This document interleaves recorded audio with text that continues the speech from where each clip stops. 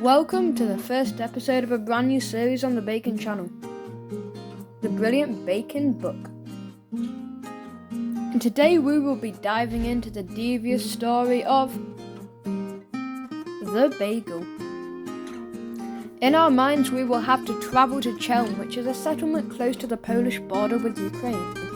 The Tsars were known to be very demanding with the people in the village. They demanded each civilian to pay 1/10 of each loaf of bread as a royal tribute. The British baker's note.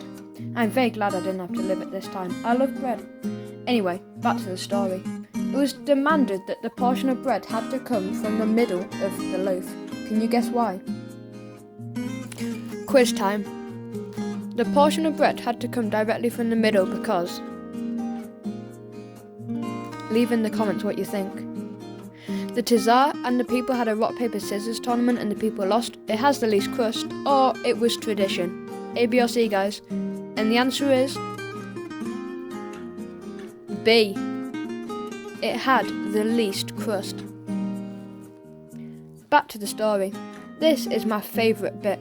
The wise men of Chelm dreamed up a magnificent plan on how they could avoid this cruel order. They baked small loaves of bread that had holes in the middle, and the holes were exactly 1/10 of the bread. So when the soldiers came to collect the raw portion, they showed them the bagels they had baked, meaning that the soldiers had nothing to do. So the soldiers had to turn around and leave. This meant that the wise men of Chelm came out victorious. The end.